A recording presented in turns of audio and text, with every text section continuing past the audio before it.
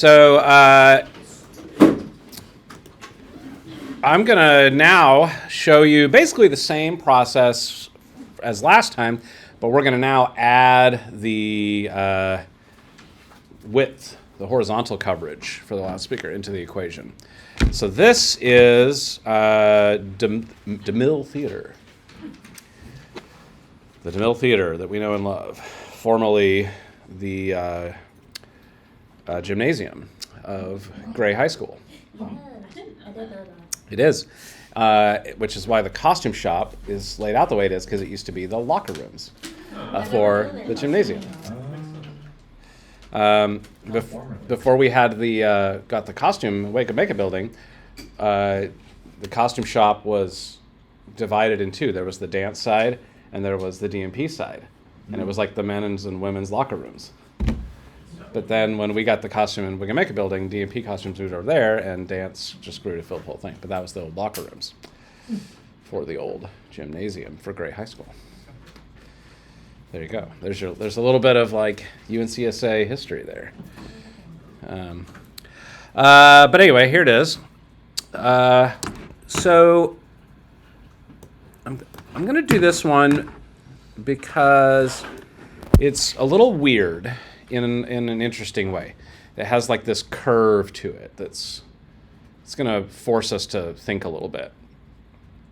But all we're going to do is we're going to, there is a sound system in DeMille Theater. There is a center cluster in DeMille Theater, and we know what it is, at least I do. And so what we're going to do is we're going to plot that cluster. We're going to see, like, what does that thing do? And it is made out of, let's see, a EAW KF300i. Might be a Z, actually, but I don't think there's a massive significance there, but let me double check. Where do the speaker teams come from? Like, where are they pulling these letters and numbers? Because it's not like a last name, you know that. No. Different manufacturers like do it differently. They come up with these in different ways. I know, like D&B, you can trace all of their letters down to like German words that like mean something. But I don't know about EAW. But anyway, it's a KF300i. So what does it say? It says it's a 3-way full-range loudspeaker. So it's 3-way, meaning it's going to have 3 drivers in it. One of them is a 12-inch low-frequency driver, a 7-inch mid-frequency driver, and a high-frequency compression driver. So it's high, mid, low. Should be able to deliver a frequency response between 65 hertz and 18 kilohertz, give or take 3 dB per frequency. Okay, so that's a much better way of talking about frequency response than a lot of people do. You look at spec sheets, they say, it's like 20 hertz to 20,000 hertz. Well, I'm sure it'll produce those, but like how much variance is there from frequency to frequency? So what they're saying is between 65 hertz and 18 kilohertz, the variance from one frequency to another is going to be give or take 3 dB. Okay. Lower than 65 hertz and the variance will get more. So higher than 18 kilohertz and the variance will get more. So, okay, good to know. It's got a sensitivity of 101 dBSPL, 1 watt 1 meter for the low frequency, and 106 dBSPL, 1 watt 1 meter for the mid and high frequencies. And most importantly for us in today's conversation is they are saying it has a horizontal coverage of 90 degrees between 6 dB down points and a vertical coverage of 50 degrees between 6 dB down points. Now, as we know, that's not a fully comprehensive explanation of its directivity. That's going to be true at a certain frequency, but different frequencies will be a little bit different. So let's take a look here at what this thing does. Okay, well, that's what it looks like. This is the actual box, but you can see there's the high, mid, low. Let's see. Looks like you have the ability to shade the high frequency horn a little bit. That's interesting. I think ours is a Z because it has NL4 on the back of it. I don't think ours has a knob. I think there are more choices for backplates below. Are there? Oh yeah, look at that. That's another option. This is the one we have, maybe. I really think we probably have the Z. I don't know if it has a horn level control. Is there not a Z manual? There probably is. This is just the one I have. What happens sometimes is, a component will end of life or something. Some part of this thing and they have to like find a replacement and then try to make the same thing with different parts. And so whenever they do that, they change the model number slightly. But what they're trying to do is make it do the same thing. So that's why I say for purposes of coverage, like the difference between the I and the Z is not going to be significant. What probably might change is the crossover settings. If we're going to do an active crossover on this thing, that might change a little bit. If they had to find a different driver for one of the things, or change the passive crossover circuit or something, then what you would have to do in your DSP might change a little bit to get the same response. But from a directivity point of view, it's probably going to be the same.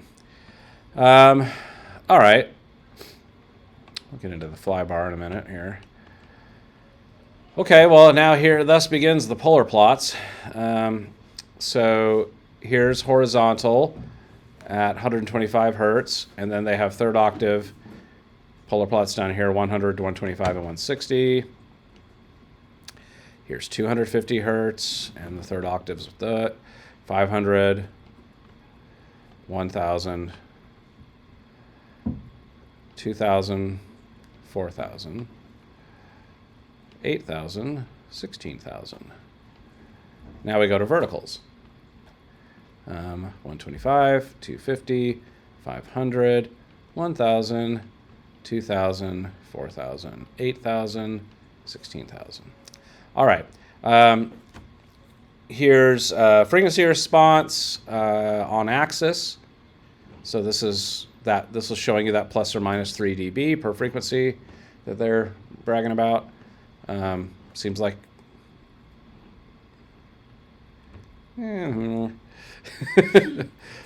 plus, I guess it's technically true, because it looks like we're sitting at like 99 here and 105 there, so there's your plus or minus 3.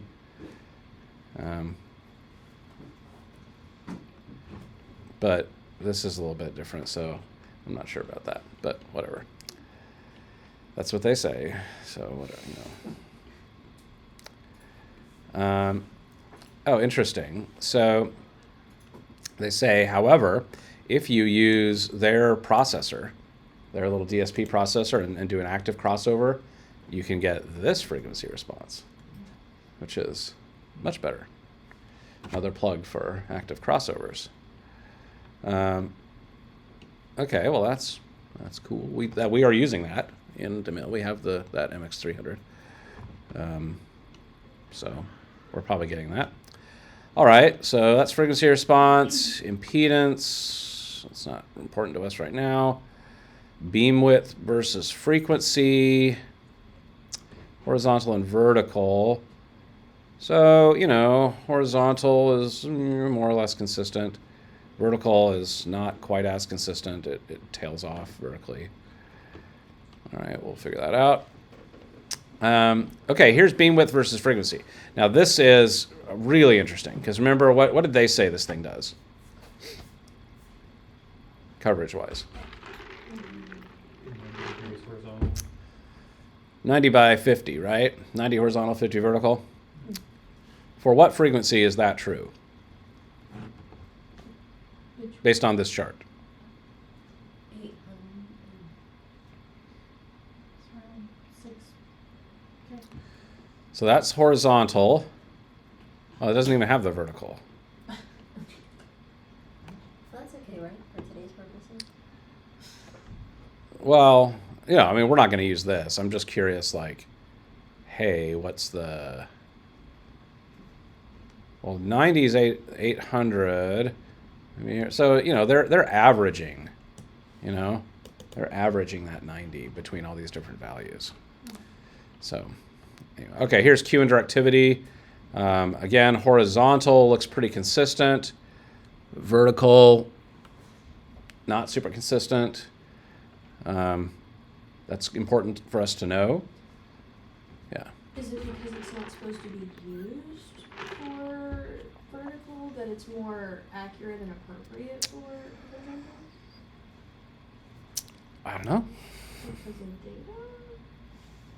Well, I mean, it's just this is what it does. It gets really directional on the vertical the higher you go up in frequency. So that means, you know, like if you're doing the aim it at the back row trick, and you get to the front row, depending on how far off axis vertically that is, you could be losing quite a lot of high frequency. Even though overall you're at 6 dB down, if, you know, the high frequency will be severely diminished. And that's not a problem you can fix with EQ. Because if you try to EQ it at that place, then you're EQing it, like everybody hears that EQ change, not just the people in the front row. So... Oh, so it's like a wider spread than it is like... Yeah. Okay. Well, it's just more consistent on the horizontal than it is on the vertical. On the vertical, it doesn't distribute the frequencies the same way, each frequency. You can see, because it's getting more and more narrow, like, as it goes up in frequency. So, that's not, you know, that just is what it is. It's not, that's not something that we need to lose an enormous amount of sleep over. But we just need to know that, because that might affect how we use it. Okay, so harmonic distortion, a bunch of other stuff. Okay, here's the crossover settings that they're recommending. Different power options, it says. Okay. Well, if we look at this beam width versus frequency,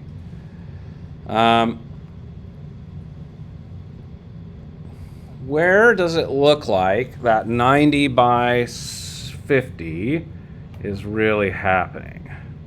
Here's 90. And 50 is going to be like down here. It's kind of around 3 kilohertz, isn't it? 3 to 4 kilohertz, maybe. All right, somewhere around there.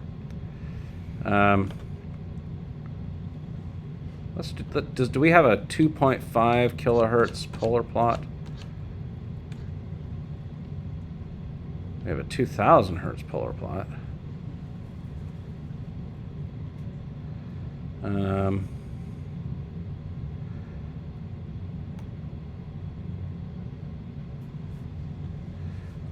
Okay.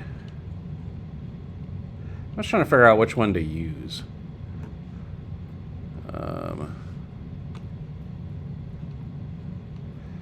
Let's use the 4 kilohertz one. I like that one because it looks, you know, we're going to do this the long way, and I don't really want to spend a bunch of time doing it lots of different frequencies. It's going to take me forever in class. I just want to pick one that will give us an interesting result. Okay, so okay, we'll do vertical. There's the vertical at 4K. Here's horizontal at 4K. Yeah, that looks good. We'll do 4K. Okay. In real life, you would do probably 500 hertz, 1 kilohertz, 2 kilohertz, 4 kilohertz to just kind of get a sense of what it's doing. We're just going to do 4K for today. Okay, so let's start here by putting down some information. So this is the KF300i. Its sensitivity is, well, if we go back to our specs, what did it say?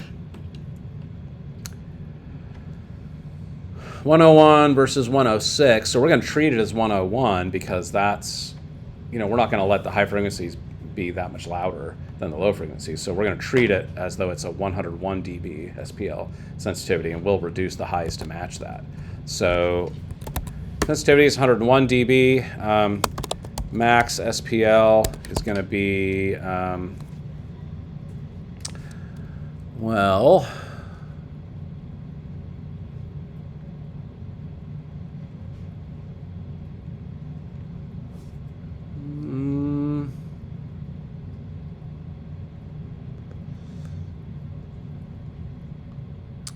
looks like 100-hour sine wave power handling, 250 watts. That's for the low, and that's what we're using as our limit is. So 250 watts. So how many dB would that be? 250 watts more than 1 watt.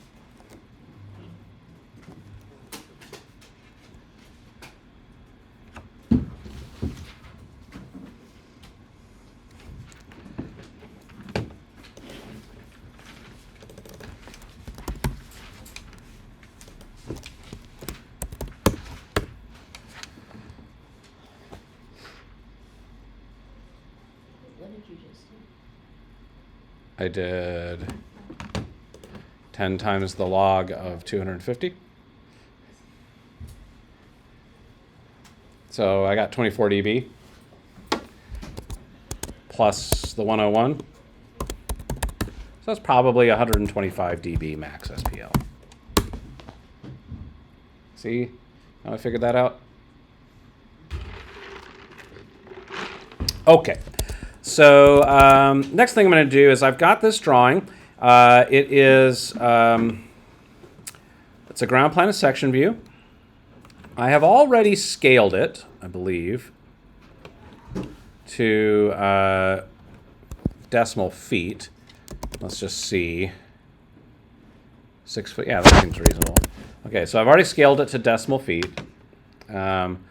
A lot of times these come in inches, architectural inches, and you got to like scale them. Remember, we've did that in class before. So, and then what I've done is I've taken my center line here, and I've created 4 spots that I've labeled A, B, C, D along the center line. These are just rows that I'm going to measure sound at. Okay, and then I've taken those seats and replicated them down here on the section drawing, so that I can get the vertical off of that. Okay, so and then this is where we're gonna hang the loudspeaker. So we're gonna hang it there, and that spot is also reflected here in the ground plan. All right. So what I want to do is I want to start figuring out how far away is the center cluster from each of these seats. That'd be nice to know. So let's start down here. This will be seat A, this will be seat B, seat C, seat D. I'm just going to replicate what we did last time, okay? We'll do that first. Okay, so the good news is because the loudspeaker's on the center line and these seats are on center line, figuring out the distance is just a matter of measuring the section B. Okay, that's pretty straightforward, pretty easy. So let's do that real quick here. So we're going to measure from here to A, which is 22.3510.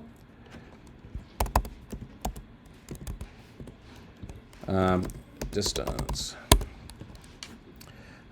Seat B is 27.3884. Seat C is 33.6442. And seat D is 38.7703.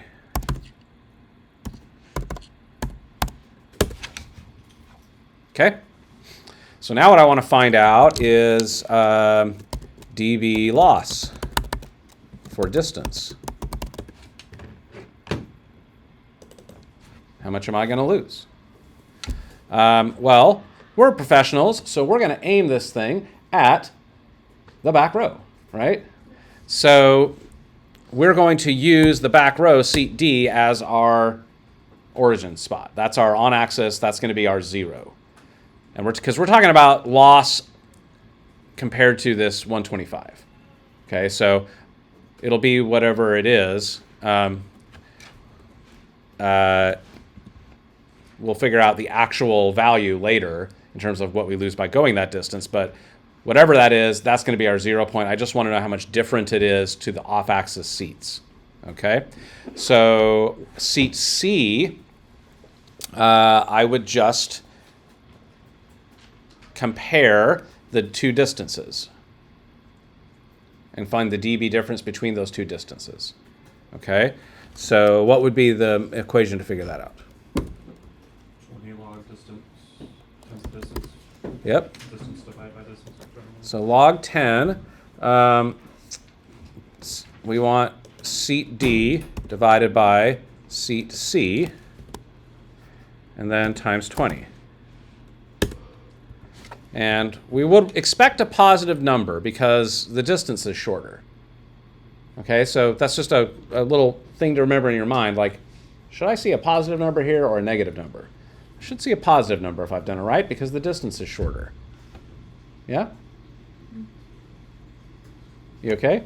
Yeah, I put it in wrong, so as soon as you said that it was negative. I was like, Okay, well now you know. So I'm just going to copy that cell over, and it will, well, it's going to actually increment. Let me give you a little trick. So what I want to do is I want to compare all these against seat D. So I'm going to, if I put little dollar signs, let me zoom in so you can see a little bit better. Because that'll make it absolute value. Yeah. So let me zoom in. So where it says cell E6, I'm going to put little dollar signs before the E and the 6. And what that means is when I move this formula, don't change that value. Keep that cell static and don't shift it like you're going to shift the other ones.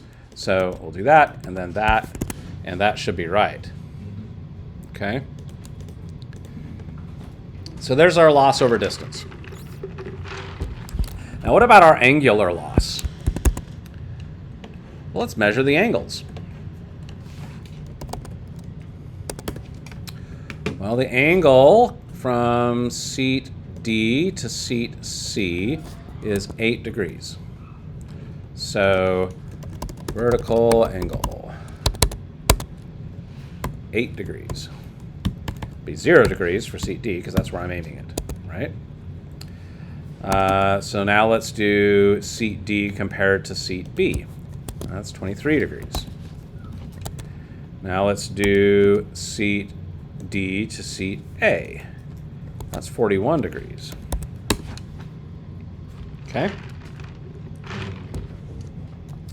What's that?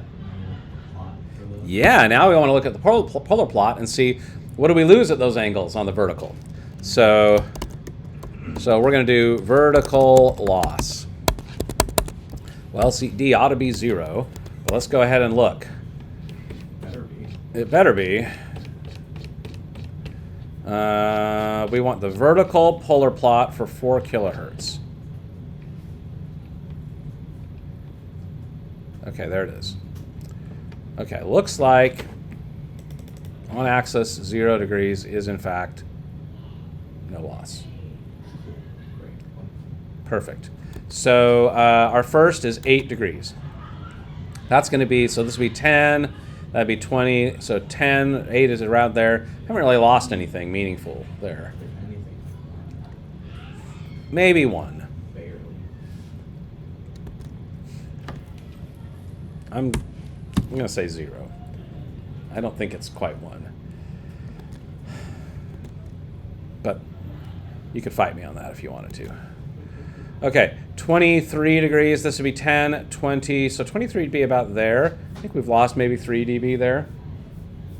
Yeah? Is this still 6? Yep, see, 0, 6, 12, 18, 24. So probably 3 dB, so minus 3. What about 41? Okay, well 40 would be about here. Back in the olden days when this used to be on paper, I used to make you buy a protractor. And we'd like put it on there and actually measure the angle. That And- sounds fun. Yeah. I used to How love old was the protractors. olden days? Like, when did you stop doing this? Oh, I don't know, maybe A couple years ago. 10 or 12 years ago. Decade ago. Yeah. Okay, so we're looking for 41 degrees. Maybe This will be about here. We've lost 7, maybe 8. 7 or 8, maybe. What do you think? 7.5. Why not? Negative 7.5. That's close. Okay.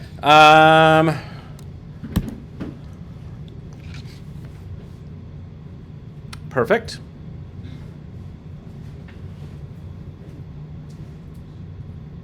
So what we want to see right now is what is the sum total of our loss slash gain over distance and our loss slash gain because of directivity. Okay, so this is going to be total dB difference. So this will, what we're going to do is we're going to say, all right, we're just going to sum the loss over distance. Oops, hang on.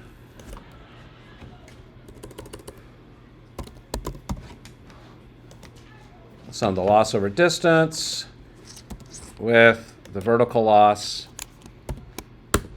and I get -2. And if I just copy this over, there we go. Okay, so far so good. If we wanted to go ahead and count that -1 we think might be there, that's not going to kill us, right? Either way, it's fine. Okay, great. So far so good. What about the horizontal? Because on vertical, seems like it works at 4 kilohertz. So we're going to say frequency is 4 kilohertz, just to remind ourselves. Okay, well, let's take a look at the horizontal now and see what we need to do for the horizontal. Well, here is our ground plan. Now, what'd they say the horizontal coverage of this thing was? 90 degrees. 550. Yeah, so 90 degrees, so that'll be 45 on the other side. So what I want to do is I want to draw a line 45 degrees off axis over here. Just because that'll be where they are telling me it should be within 6 dB. So we're going to test that. So what I'm going to do is I'm going to just check my polar tracking here and make sure it's set to 45. That way when I draw this line, it should lock it for me.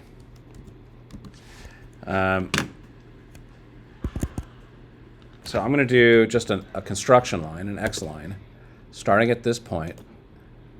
And there, it locks to 45. Okay. So what I want to do is I want to add some seats here, but I want to do it on the same rows as before, as I do here, because then that Z value will stay the same. That vertical angle will be the same. If I start picking different rows, then I got to go back to my section view and figure out my vertical angle again. So that's why I picked 4 rows here, was so that I would have some options. So I'm going to put a point there, and one there, and one there. I can't do seat row D because it disappears by the time we get to 45 degrees. Okay, so no big whoop. We don't have to worry about that one. So now I'm just going to copy this label, and we'll give it some different letters. Okay. So this will be E. That'll be F. And that'll be G. Okay, so now I've got a seat E, F, G.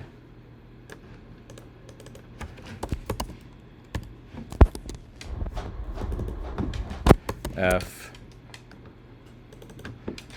G.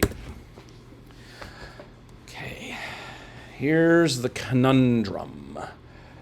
How far away are those seats from the loudspeaker? It's like distance and also up. Yeah. uppy. Yeah, it's tricky, right? Yeah, there's a triangle involved here. Look at that. Yeah. So there's this line in the air that moves up to down and left to right at the same time, which means we can't actually see that line right now in either of these views. We can't.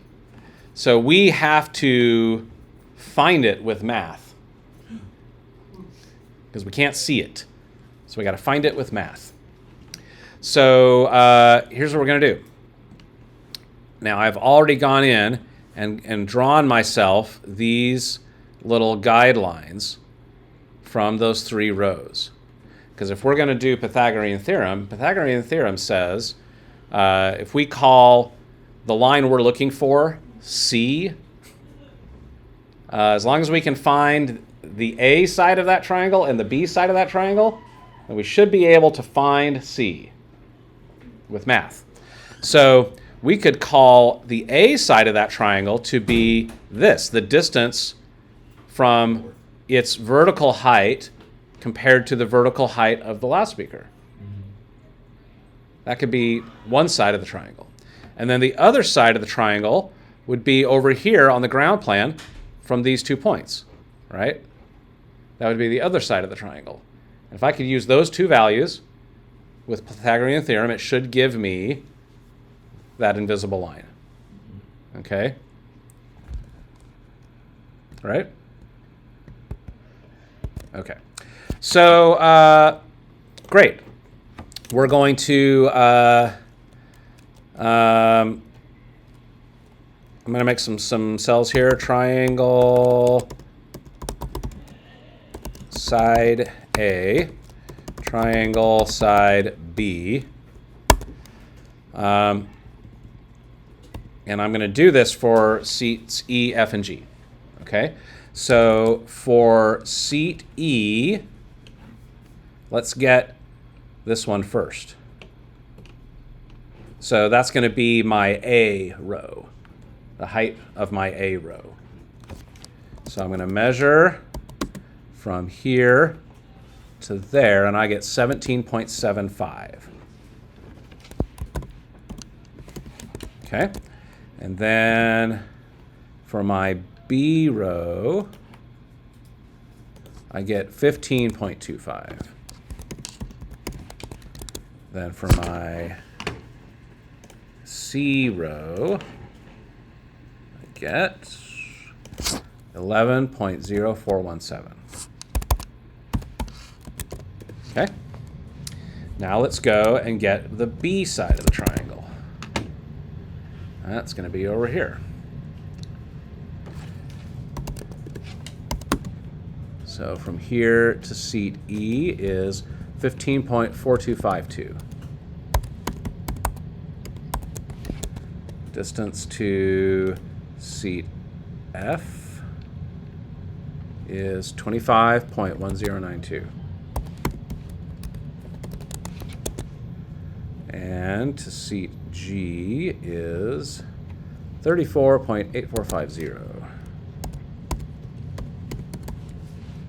Oops. No, it is 34. Okay. Yes? Are you with me so far? All right, so how do I figure this out? What's my distance? Oh, C-squared. Yes. So you take one side and square it, plus the other side, square it, and then you get your answer, and then you gotta do the Square root. thing. So yes, I'm looking for the square root of a squared plus b squared. Yeah? Okay, well, let's see if I can figure that out. All right, hey look, there's a square root function in Excel. Fabulous. Okay, I wonder if there's a squared function or a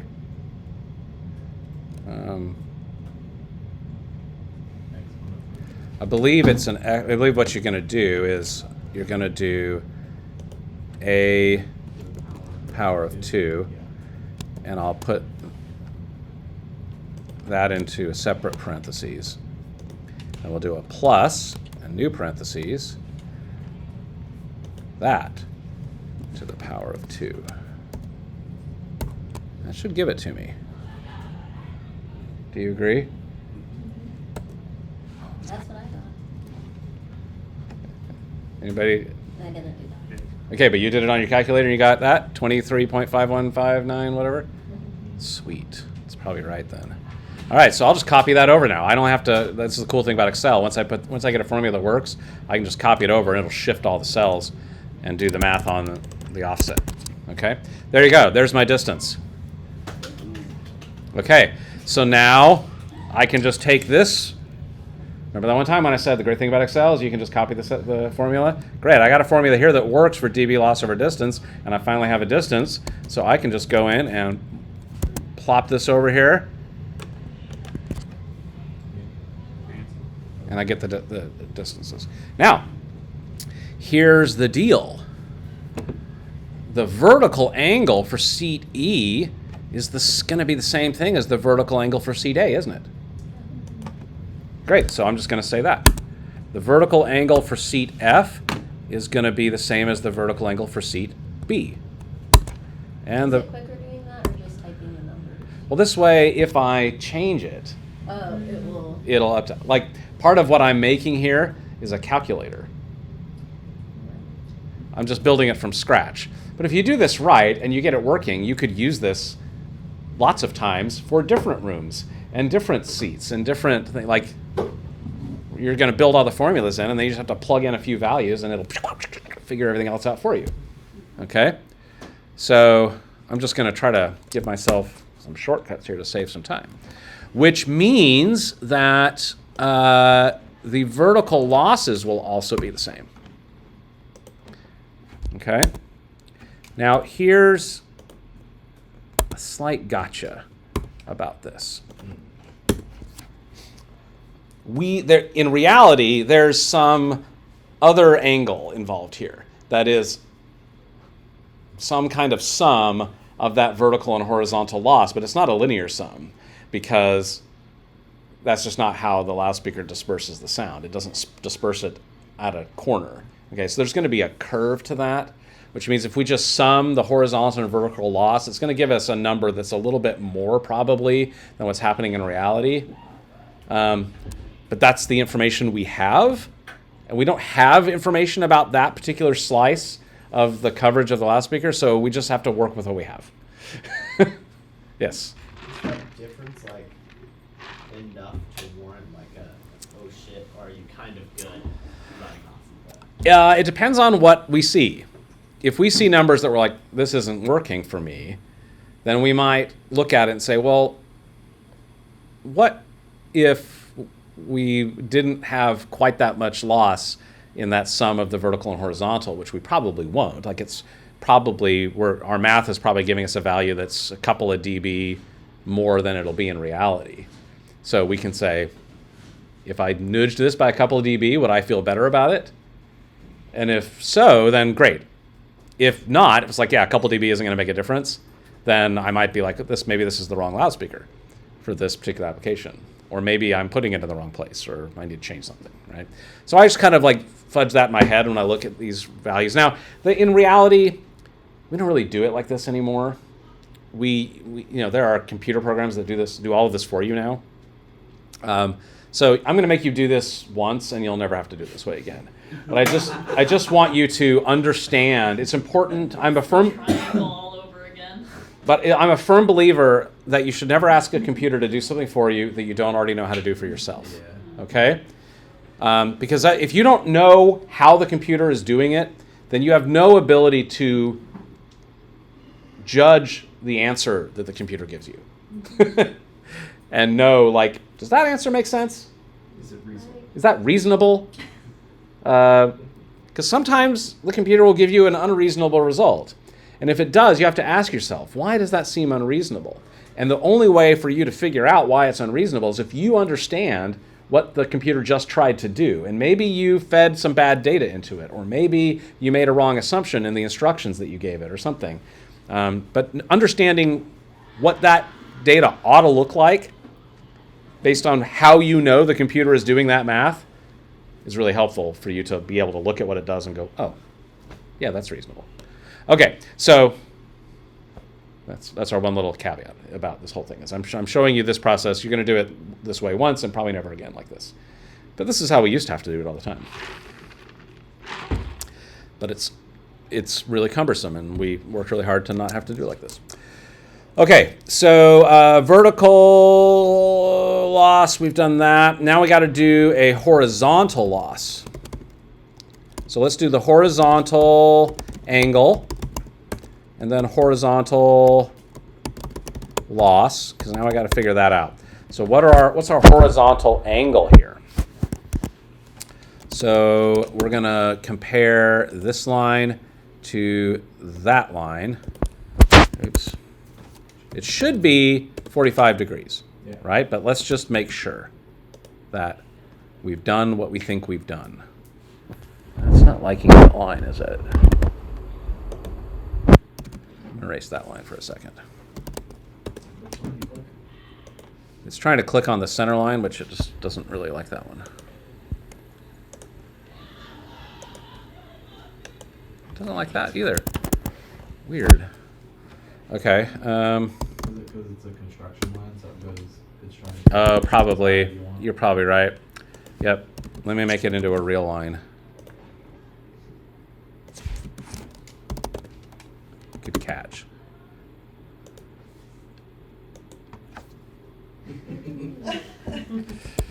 Good job. Okay. Horizontal angle A is 45 degrees in each one. So 45, 45, 45. Perfect. So now let's go to our horizontal polar plot for 4 kilohertz. Hey, there it is. Okay, where's 45? Well, there's 40, there's 50, so 45 is right around here. Ooh, look at that. It's right around 6 dB. Just where they said it would be. Cool. But that's not one of those tests, right? You're like, I would expect this to be a 6 dB drop based on what they've told me about this thing. Is it? Turns out, yeah. Okay. Good. I am understanding the data correctly, or at least they are being consistent in what they're saying about this thing. Okay? It is reasonable. If I saw minus 10, I would be like, what? What am I missing here? Are they being untruthful, or am I misunderstanding something? Anyway. All right. So now we need to do our total dB difference here is going to be a sum of all these values. So we'll do a sum of that, and that, right? Our loss over distance, our vertical loss, and our horizontal loss. And then I can copy that over. Okay, so the only number I'm a little bit worried about is that front row number. But if you think about it, that vertical angle is 41 degrees. And what did they say was the vertical coverage of this thing? 50, which means it's 25 on either axis. So I'm technically outside of that. And sure enough, I'm seeing a pretty significant loss. Okay, well, I'm going to file that away and think about that. Okay. That's just a problem for like the front row on either side. Like, Yeah, that's a problem for these people, right? Here we're fine. But this is one of those situations of like that. This is where we're getting the double whammy, right?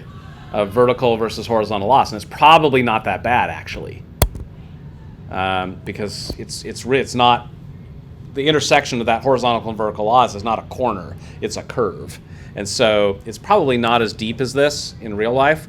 So where we're seeing -9 is probably more like -7 ish. We'll see. The only way to really get this is to use what's called a balloon plot. So Sometimes loudspeaker manufacturers will publish a balloon plot that actually shows you the loss in a sphere. And I don't have that for this. So But- I guess. So I'm just going to kind of go, well, okay, if I knocked a couple dB off that, would I feel better about it? Yeah, actually I would. Feel quite a bit better about that. Okay? So maybe I'm not so worried about that number. Okay, let's look at, here's the thing though, there's people sitting over here too, right? So let's worry about those folks for a minute. That's pretty bad. Yeah, I don't know, let's see. Maybe it's okay. So the farthest over here they're going to sit is probably there, right? They're not going to sit anybody further than that. Isn't that like where the handicap spaces are too? Yeah, I mean, there's a little seat up here. So, yeah, I mean, we could, on this row, we could put it, you know, we could just maybe stick it all the way over there. So it's really just these two are the only ones we're going to be able to really plot. Much over here, they're not going to have anybody sitting. They're not going to sit anybody right there, right? So okay, let me just see what kind of line that would represent to there. Okay, so I'm just going to move this point to that intersection then, and then I can. They only have to measure one horizontal angle. Yeah, just make my life a little easier. Perfect. Okay, and then we're gonna label these.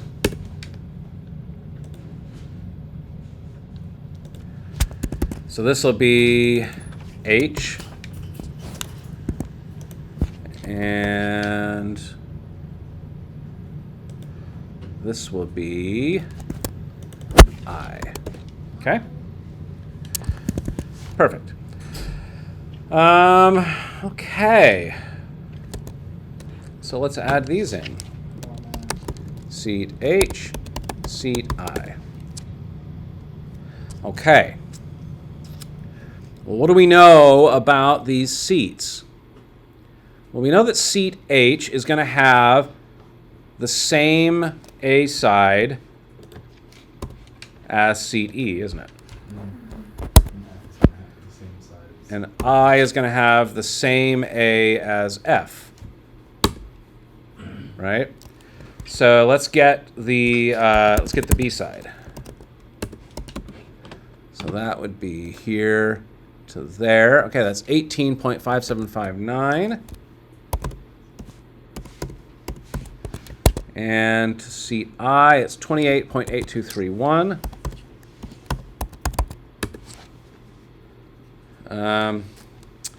Which means our dB loss, well, the actual distance would be those values. And dB loss over distance values would be that, compared to that seat. Okay.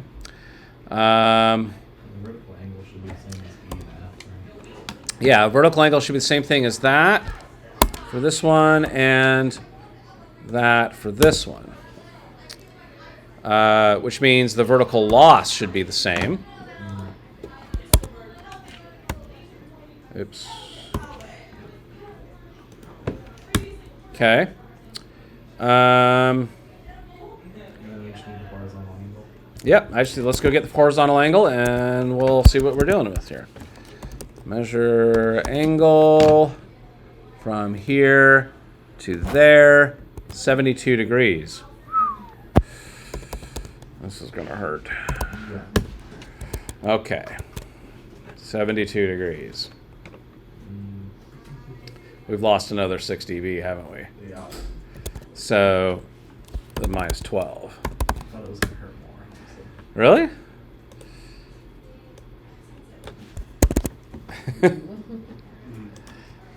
Okay. I can't really fudge my way around this problem, right? If I knock a couple dB off of these numbers to account for the curve, I'm still not in a universe that I feel good about. Okay? Because I 6 dB is as far out as I want to go in any one seat. So what do I do? Maybe the speaker isn't the right one. Maybe. Add another speaker. What if I added another one? Yeah. Let's do a whole line array. Okay, well, Just one more concert. those of you that took the engineering class last semester, we did this. What did we do? Yeah, tell me more. Say words about that. The two speakers, and you keep the point, but they're all the same, but you like angle them differently. Yeah, and how differently? They make Is up it- the difference, so one would be like 45 this way, and then the Yeah. other would be that. Yeah, and why 45 degrees? Because, yeah. Yes, and But you also, oh, is it in, like, the- that's the 90 it drop. Yeah, like, it's 90 degrees in total, so like 45 is going this way, and 45 is going this way, so Yeah. to make up for that. so then what happens in the center there between it? You're There's minus no 6 dB points. loss. You're minus 6 dB, right? And what happens when you sum two sounds together in the air? They cancel out. Plus 3 dB, unless you can perfectly align them so they don't comb filter. So then that's And then you would get 6. and then you make up your 6. Phantom. Now you're back to 0. That's it. Oh. Okay? So if you could perfectly align them at that center line, and I mean perfectly, 0 degrees phase difference, then yeah, you should be able to get a full 6 dB boost at that spot. Is it possible to perfectly phase line them? Yes, it is. SMART can help us do that, okay? Because it can measure it. SMART is that acoustic analysis tool that we use, that we can measure it. Turns out, EAW, in their infinite wisdom, thought of this. And they built a flybar that you would hang one KF300 here and another KF300 here. And then they make a subwoofer called the SB330 that you could hang right there in between it, so you can add a sub to it. And this splays them perfectly at 45-degree angles and locks them into, physical relationship with each other so that overlap is perfectly phase aligned. Okay? Because they're not offset in distance up or down. They're like perfectly aligned. So you could buy that flybar and it should do it. And we did buy that flybar. And so if you go into DeMille, you will see there's actually two KF300 up there with a sub in the middle attached together with this flybar. Now you don't have to have a flybar. You can design a rigging system that allows you to rotate them that way and lock them in place, and you can use SMART to line it up. That's totally possible. It's a little bit extra work, and if you can buy this thing and that you can afford that, that's a way easier solution. But let's see what happens. So let's try this. Here's the good news. We really only have to figure out one half of the theater, and the other half will be the exact same thing. Okay? So what we're going to do is we're going to take this thing and we're going to rotate it horizontally 45 degrees, and we're going to point it here. Okay? On axis to this spot. Okay? Which means that, so let's start doing that. Let's point it at seat G, because that's what we have, that's what we can aim to. Okay? And this will help us a little bit with this front row problem we have. If we tip it down a little bit, and that way when we're back here in the center, we know we haven't, that's only an 8-degree difference. And we know when we go 8 degrees vertical, it's hardly any change, right? Because we saw that on the polar plot. Because we were like deciding, should we even put a dB in there? So we can aim it at seat G a couple of rows down. That'll help that front row a little bit and still be okay at seat D. Okay? So we're going to kind of start over here a little bit. So seat G is now going to be our 0. Okay? And therefore, we have no vertical angle there and no vertical loss there, right? Because we're going to point it at that seat. We also will have no horizontal angle, right? And therefore, no horizontal loss. But the distances are the same, right? The loudspeaker is still in the same distance away. Kind of. Because technically, if you put it on the fly bar, you've shifted it a little bit, but No, that don't matter. I'm not going to worry about that right now. We're assuming that's going to be fine. Okay? EAW says it's going to be fine, and I will trust them. Okay? It's going to be all right. So, okay. So this is now our on-axis response, which means we now will have no horizontal angle here and no horizontal loss there. Right? And same at seat E. No horizontal angle and no horizontal loss, because that's where it's aimed. But we will still have this vertical loss, won't we? Except the angle is now a little bit different. Oh, yeah. Isn't it? Degrees. A little bit. Because if we're aiming now here, then that angle to these two rows is going to be a little bit different. And we're also going to have to account for that angle. Okay? So let's figure that out. So if we do seat C to seat B, that's a 15-degree angle. So that is going to mean that this will be 15 degrees instead of 23. And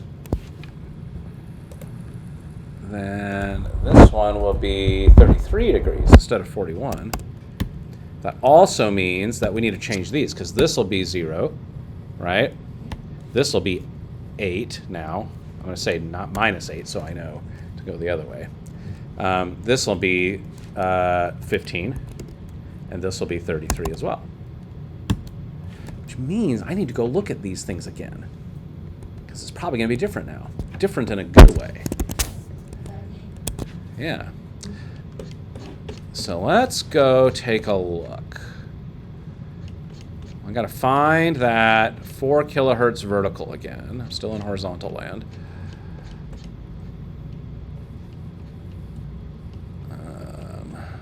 Okay, here it is. All right, so we're looking for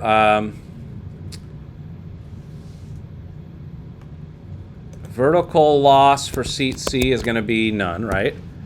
Seat D, if we're going 8 degrees over here, maybe losing a dB, right? -1. Okay, what about 15 degrees over here? So this is 15 would be here. 8.5. 1, 2, 1.5? Okay. Split the difference. 33 degrees would be like right here. It's probably 5. We haven't quite got to 6 there, have we? Great.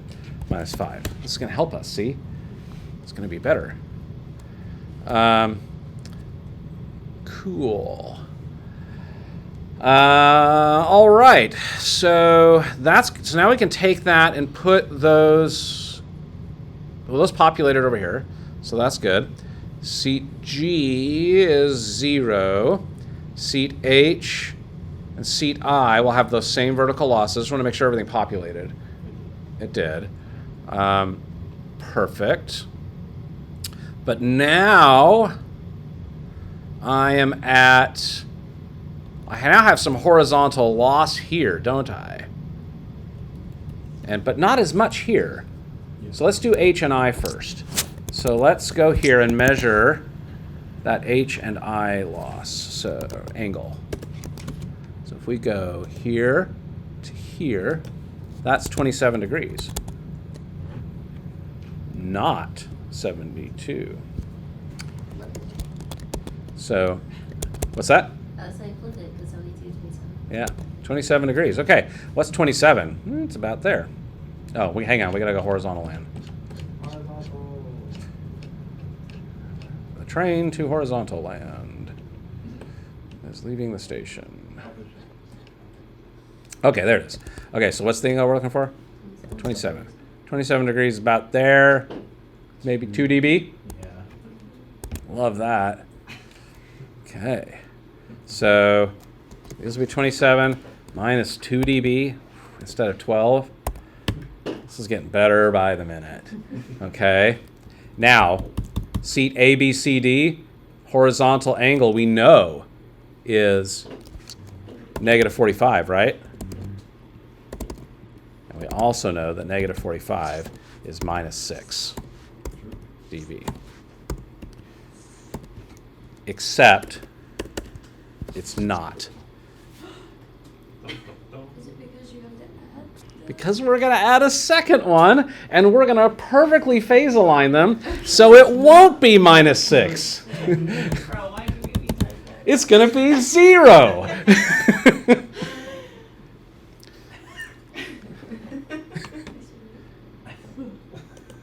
And now, that is the result. Wow. Yippee. Wait, That's way better.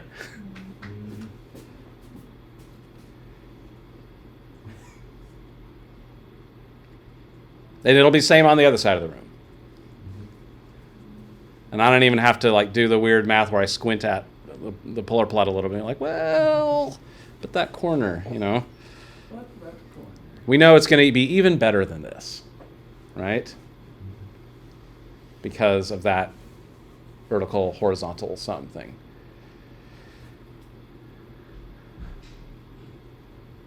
It's so cool, Jason. Very impressed. Someone would pay you money to do that for them. Some. I was thinking about that. Okay. Someone will pay you money to do this. That's a long path. So there was, I don't know, it was a handful of years ago when this project came up. Fine one. This project came up, and it was one of our grad students did their, because I'm going to make you do this now. Anyway, she did it, and it was actually pretty good. And I said, you know, I would pay you for that. And that she was like, like, and at portfolio review at the end of the year, she like had it presented prominently on the table and was like, Jason Romney said he'd pay me for this. So, okay, there you go. What are you gonna do? I just said I'm gonna make you do this. So, Okay. what I'm gonna make you do, let's take a look in Canvas and see what we're dealing with here. So, sound system design, modules, loudspeaker directivity. Okay, so if you are a not Charlie or April, You don't have to use like double negatives. you will do this. So you're going to use published directivity data such as polar plots and isobars to determine an appropriate center cluster loudspeaker for the patron's theater using the attached CAD drawing. I want you to plot it for 2 kilohertz. Okay, so do this for 2 kilohertz, and I want you to do it for 2 different loudspeakers or loudspeaker clusters, depending on what you decide you want to do. You should make a spreadsheet showing your measurements and calculations, as I've demonstrated, and then I want you to look at those 2 bits of data and tell me which one you think is best. Okay? So let's take a look at this drawing. What does this look like? It looks like this. It's just the patron's theater. Okay? So what you're going to do is you're going to figure out, pick a spot where you're going to hang it. It's got to be somewhere on this pipe grid. So put a little point there. Use this seating layout. Now we know that we move the seats around a lot in patron's theater, but we're going to use this seating layout. Okay? And pick 2 loudspeakers and plot them. at 2 kilohertz and figure out which one's best. And you're thinking, but Jason, how do I know which loudspeakers to use? Well, if you go to the files section, I believe there is a zip file called polarplots.zip. And that has a collection of polar plots that I've semi-randomly downloaded from the internet that you could use. Yeah. Go to modules, and it should be under loudspeaker directory. Oh, I also did it under. I also put that link there. Sorry, I forgot I had done that. Yeah, we don't Yeah, see the file files tab, system. Oh, never mind. 'cause there you they go. have it hidden from us. Go to modules and you'll see it there. Now, if you want to go and scour the internet for other polar plots, knock yourself out, right? You don't have to use these ones. If you have a favorite loudspeaker that you've always wanted to do something with, and if you can find a polar plot for it, go for it. Okay. If you want to use isobars, you can. You can do this with isobars. The problem with isobars is it doesn't really show you what's happening between 0 and minus 6 dB. So you got to kind of fudge it a little bit. So I would recommend polar plots. But if you really want to try to do it with an isobar, you can. All right. That's it. So you're going to turn in, what I want you to turn in is the CAD file that has all your lines and marks on it, so I can measure it and compare and make sure that you've done it right. And I want you to turn in an Excel spreadsheet like that for the 2 different loudspeakers that has the information. Now here's the cool thing. You really only have to do this part once, and then you can just copy it down, and because the angle is going to be the same, the distances are going to be the same. All you got to change is the vertical angle loss and the horizontal angle loss for whatever loudspeaker you're using. So, don't make this harder than it is, right? Don't when I say do 2 different loudspeakers, I don't mean 2 different loudspeakers in 2 different locations, right? Pick the same location for both of them and just see, okay? Now, if you are an April or a Charlie, For those in the room. you're gonna same instructions, but you're gonna do the Friedman Theater. Okay, so I've got a ground plan section here of Friedman Theater for you. Okay, Friedman Theater is a lot bigger room, a lot wider audience area, so it's gonna be a little trickier. Why do I need 2 different CAD files? That's just how they were given to me. You can merge them if you want. Okay. If you can figure out how to merge them and keep everything intact, knock yourself out. Okay? So you guys will do Friedman. And you should try to do a good job. Meaning, maybe don't just pick 2 loudspeakers at random. Maybe take a minute and measure this drawing a little bit and understand what it's doing. How much is if I hang a speaker here, what is the area I'm covering? What's the horizontal angle? What's the vertical angle of coverage? Figure that out and go look at polar plots, look at spec sheets and see, pick some things that fit within that window, right? And try to do a good job at it. Don't just pick 2 random things and then pick the better of the 2 bad options, right? What if you wanted to do one that had a vastly different angle difference from the other one? Yeah, if you want to make one that is definitely not going to work on purpose, just so you can show it, that's fine. But make sure you picked one that you think is actually going to work. Don't pick them just at random. Just really look at it and be which one will work and do the best. Try to do a good job. For you guys in Friedman, you're probably going to have a hard time finding one loudspeaker that will cover that whole thing. You're probably going to have to make a cluster like I just did to make it work. So think about it that way, right? Make sure you're measuring it with that in mind. Okay? And this is what you do. Okay? Yes. For the undergrad, we're choosing 2 speakers, but we're not doing the side by side. It's one, and we're trying to do the 2 case. Yeah, you're going to plot it 2 different loudspeakers as though you're going to we're pretending like I'm hiring you to design a sound system for me, and I want you to give me a couple options. Give me a couple options and tell me which one's the best.